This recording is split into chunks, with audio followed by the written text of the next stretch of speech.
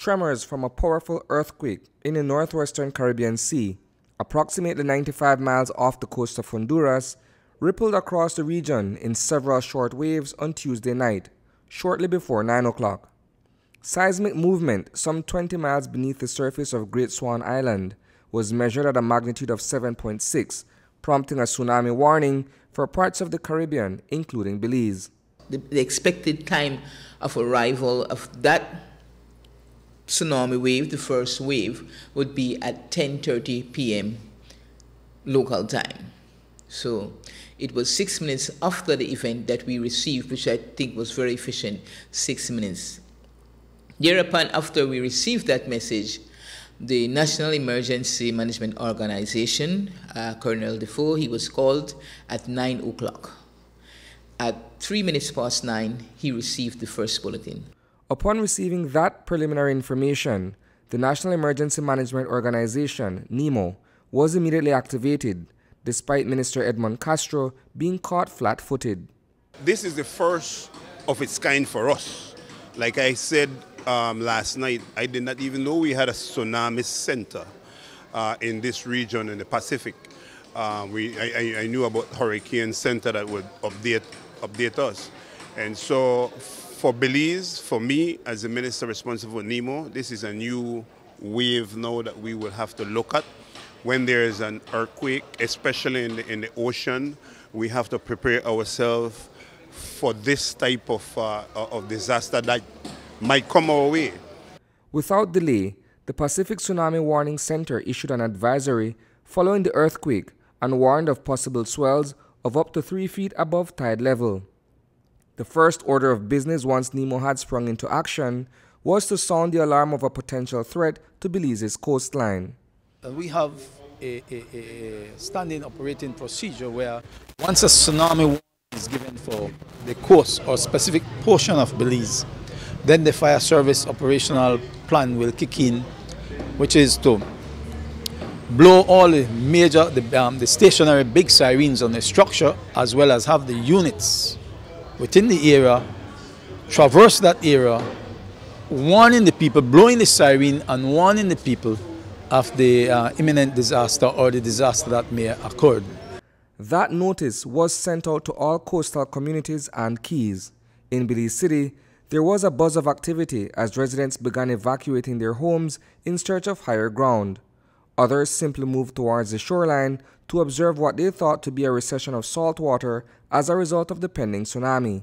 I don't blame anyone that felt uncomfortable or even panicked a little bit last night. I think it was an eerie situation to hear this weird sounding alarm in Belize City, or to get on social media and see tsunami alerts after what we've seen a tsunami cause in other countries. So I definitely understand that fear, and I think it is an uncomfortable reality that we have to get used that these things may be happening more often than we would like.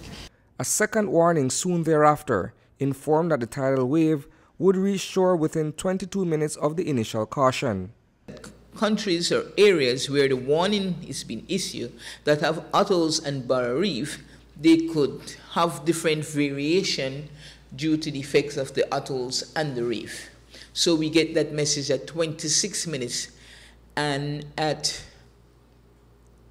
thereafter then they also extend the time and said prior to the wave reaching at 10:30, they had extended that the wave would possibly reach us at 10:52 p.m.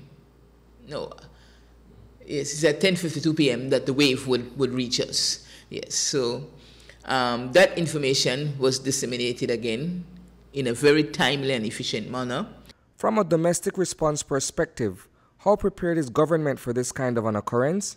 We are as prepared as we could be, as from the national emergency point of view, in terms of warning the residents and warning the people in this country, those along the coast, to move to safer grounds and that kind of thing. However, we had never experienced a tsunami like what we have seen in Asia.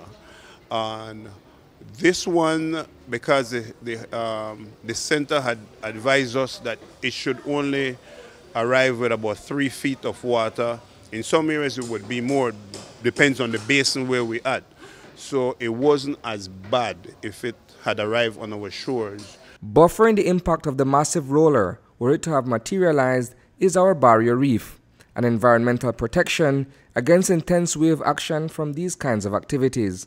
I think given that the Belize Barrier Reef really lives up to its name in terms of being a barrier, a first line of defense, and the fact that coral reefs absorb, I think, more than 95% of a wave energy's action. If you think about the type of waves that come into the reef and then what comes after it, it's really incredible to see coral reefs work in that way.